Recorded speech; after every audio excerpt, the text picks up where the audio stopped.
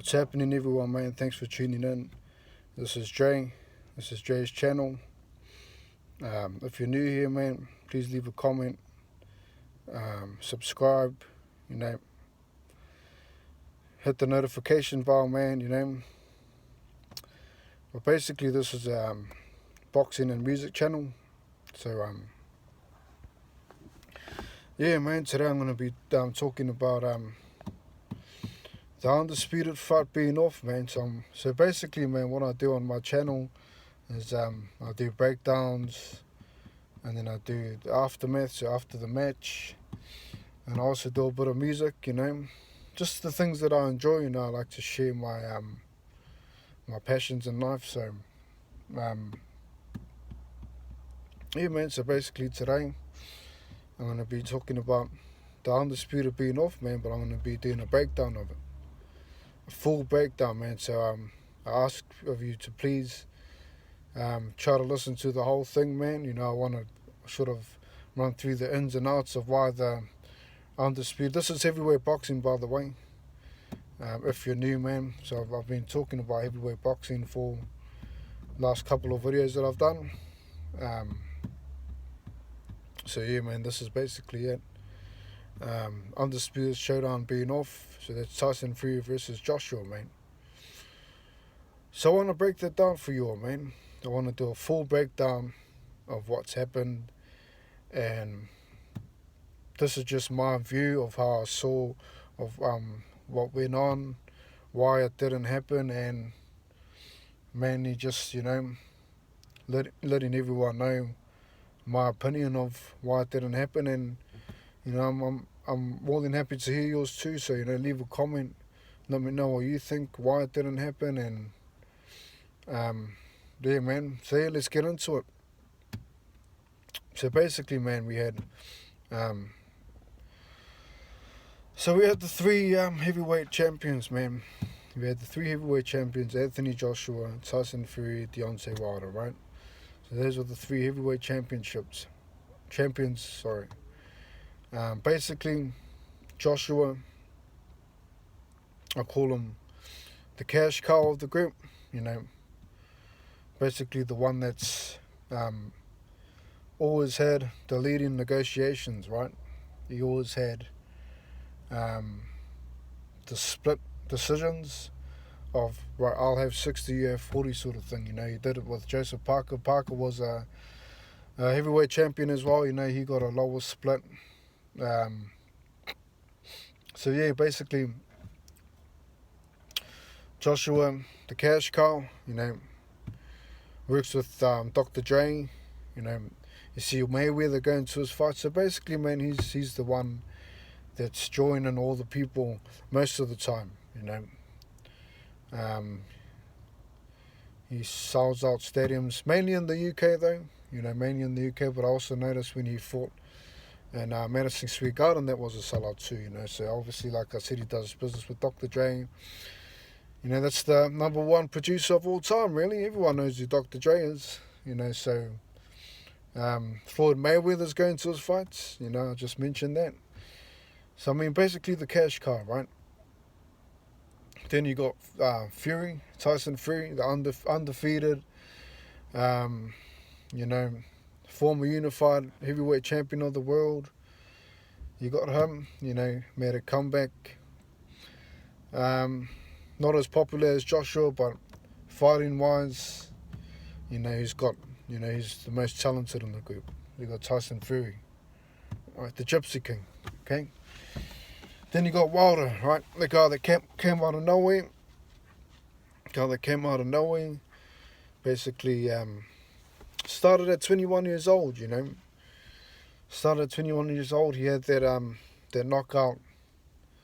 Everyone wants to see him because he's knocked out everyone that he's fought. Basically, everyone that he's fought, he's knocked down. He started at 21 when he first started. In 20, he said, "Hey man, I want to be a boxer. My child's sick. I need to make quick money. I want out of my truck driving job. I want to make good money. I've got a kid. What's the easiest way?" So he got into boxing, right? Starts at 20 years old. starts knocking people out straight away, man, knocking out heavyweights at the age of 20. You know, before he even turns professional, he's knocking people out in the gym. So he had talent. You know, he had something there. You know, he had that knockout shot. You know, so you got the three people at the top of the division. You got the cash cow. You got the Gypsy King, who's the most talented, the only one that's undefeated. And then you got Wilder, knockout artist, right? So basically, Fury and Wilder fight twice, right? First one's a draw. Fury wins the second one convincingly. Joshua loses to Ruiz.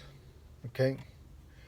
All of a sudden, Joshua's not in control of, doesn't have that full, that A side anymore. You know, he's got a defeat. All of a sudden, now Tyson Fury's got more leniency towards, you know, negotiations, because he's the only undefeated one, right?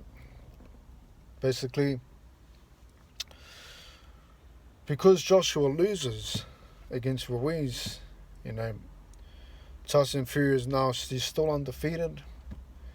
He gives Fury a 50-50 split, right, against Anthony Joshua. The cash cow, right? Fury's not going to turn that down.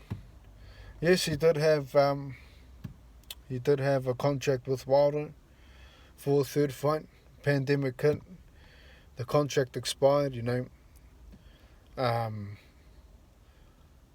Wilder basically was quiet for a long time. You know, I thought that he didn't want to fight him.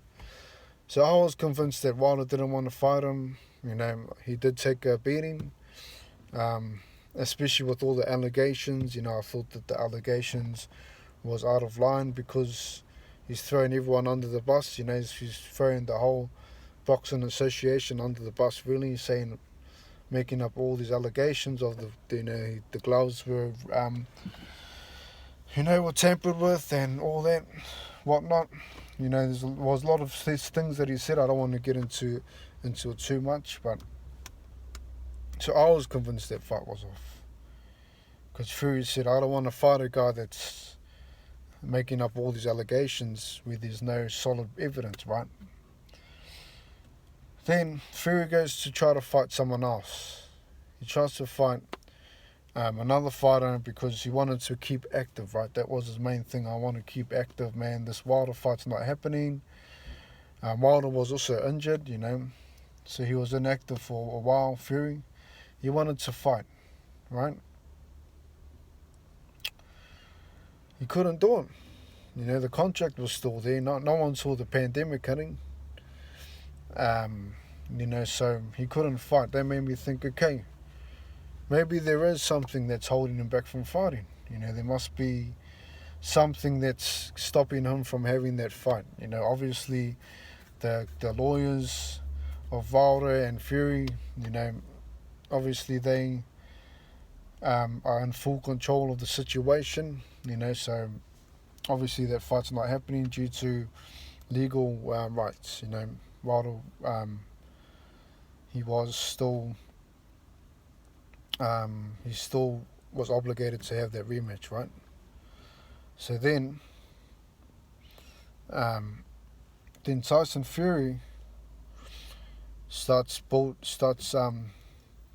talking to Eddie Hearn and all these people about making the Joshua fight happen, right? Eddie Hearn calls Bob Arum. You know, Eddie Hearn tells Bob Arum, right, let's make up a contract for that fight, man, let's make it happen. You know, you got to remember, Bob Arum used to be a lawyer, alright? So, if Eddie Hearn's going to get any answers, it's going to be from a lawyer, right? And if it's to do with anything with legal rights to have a fight, it's to do with a lawyer, right? So, basically, Hearn talks to Arum. Arum tells Hearn, hey, Hearn, man, you know, there's nothing holding us from making this fight happen. Let's make it happen. You know, Hearn says, well, what about Wilder? Bob Arum turns around and says, well, that's taken care of, basically. You know, don't worry about that. We can work around it. So the reason why Arum's saying don't worry about it, we can work around it, because in the contract it says that, yes, Fury owes Wilder another fight, but it doesn't state when, because the contract expired, right? So it did state when at first, right? The contract's expired. So the date of when he had to have the fight ran out, which was October. That fight, that ran out. The pandemic lasted for a while, so that October date wouldn't have happened anyway. Because Fury and Wilder wanted a full crowd. It makes sense, right? It's a heavyweight championship fight. They want to get, they want the whole stadium to be full, basically, so they wanted the crowd, both of them wanted a crowd, right? So Arum said, let's make it at the end of the year. Then the contract runs out.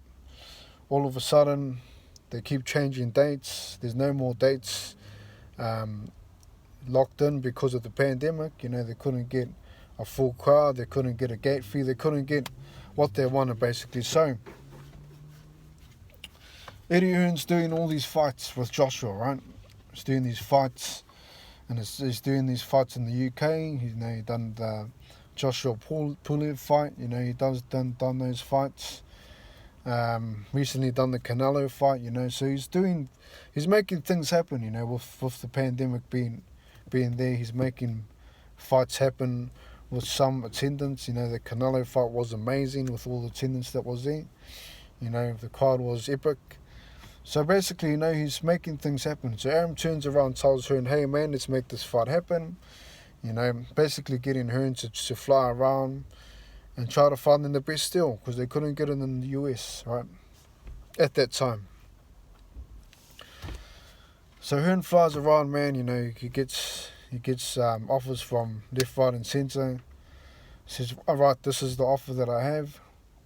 Meanwhile, Fury still has hearings with Wilder. Fury's going to these hearings thinking that everything's alright, because he's going with Bob Arum. Bob Arum's a lawyer, like I said before. Bob Arum is a lawyer.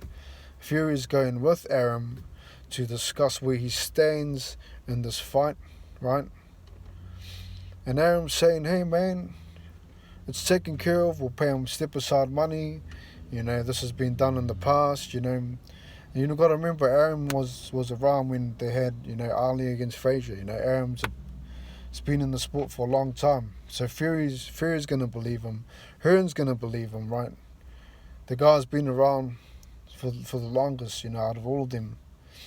And he's not only that, he's also the most knowledgeable guy when it comes to legally getting into contracts and fighting, So basically, Fury goes with Arum, with Bob Arum. Bob Arum says, hey man, we got this fight, Eddie Hearn sends us the contract. This is where it's going to be. It's going to be in Saudi Arabia. We're getting a 50-50 split. Remember, Joshua is the cash cow. There's no way that Fury's going to turn that fight down. For a 2-fight deal, no way. So Fury's thinking, right, if I get this mega fight and pay Wilder whatever the step aside fee is, right? Of course, 20 million, man, that's nothing. In a mega fight, man, that ain't nothing. Fury's now saying that 20 million step aside money, we ain't gonna pay it. It's not they ain't gonna pay it. It's because Wilder didn't want to accept that money. He wanted to fight Fury for a third time. Right, even before the arbitration meeting, Wilder said, I want to pay him back in blood. Alright? I want to pay him back in blood. That's why I haven't been really doing much videos before that with boxing, because I knew that something was up, because Fury couldn't fight before, so why should he be able to fight now? But because Arum was saying the fight's on, Frank Warren was saying the fight's on, Eddie Hearn was saying the fight's on, and like I said before, Arum's a lawyer, So, it makes you believe that the fight's on, man, especially when the fighter's saying that the fight's on. Fury came the day before the arbitration. Fury's saying, this is the biggest fight of all time. This is going to be on August the 14th, man. You're messing with fans here, man. We've been waiting for a long time for this big fight, man. I'm a big fan of Fury. I'm a big fan of Joshua. I'm a fan of Wilders. I'm a fan of these guys. But, to just announce that the fight's on, and knowing that it could be off, there was a chance that fight could have been off. He couldn't fight before. Fury would have said, hey, why can't I fight? They would have said, because you're in a contract. So, I mean, basically, man, Aram's been the one that's made this get out of control. You saw Eddie Hearn. You don't have to worry, man. We can work around it. Wilder's not a big deal. He's told Fury, days before the arbitration that we've got this in the bag, So basically, man, that's why the undisputed fight's off, man. There was a contract with Wilder and Fury. The pandemic hit, right? Now we've got crowds, bigger crowds now, so the fight can happen. Wilder wants his payback in blood. He doesn't want to accept the money. And that's why the undisputed fight's not going ahead. So now we're looking at July. Rumours saying that there's July 24th for that fight between Wilder and Fury 3. And that's the breakdown, man. That's the whole breakdown of why the fight didn't happen. It's they were in a contract. But at the end of the day, man, I'm still disappointed in all the announcements, man, and just dragging this thing along. Basically holding up the division as well. We could have had some good fights. We could have had Joyce Usyk to watch. Everyone was waiting for this announcement, and Fury and Joshua's held up the whole division, man. And most of all, man, they've let down the fans. They've let us all down, man. I'm looking forward to the Fury versus Wilder 3. I mean, I'm a boxing fan. I'll do a breakdown on their fight too. It's just, when you haven't seen an undisputed fight for more than 20 years, and someone's and a fighter that you look up to. And I'm not trying to drag down names, I'm just saying that when fighters and promoters, that's been in the game for long, they announce that there's going to be a fight, man, and it doesn't happen. You're letting down the fans, man. You really are. Look, I understand, you guys are all millionaires and you make money, and I understand, but you got to put the fans first, all right? You're ripping the fans off.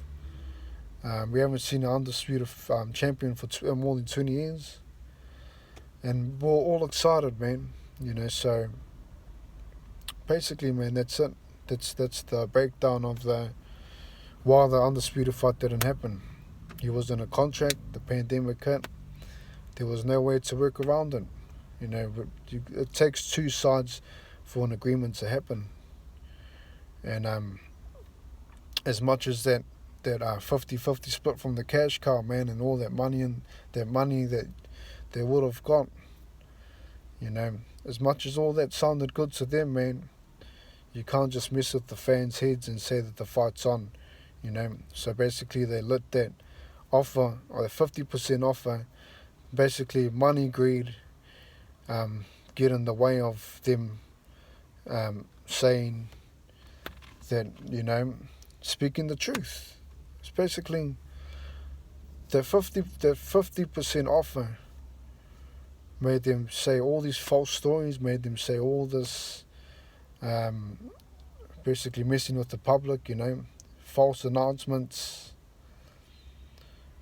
So the main issue here is money, man. Money greed, money can't buy happiness. That's like the number one rule in life. Money can't buy you happiness, you know. So basically the egos, man, kicked in with all this money that they saw, these big contracts and all that, man. But at the end of the day, man, you've messed with people's feelings, you've messed with people's emotions, you know. And mainly, man, you messed with the heavyweight divisions. But for number one, man, you messed with the fans. You messed with the fans, right? So yeah, man, that's the breakdown of why the fight didn't happen. If you listen to that whole thing, man, I want to say thanks for listening to the whole video.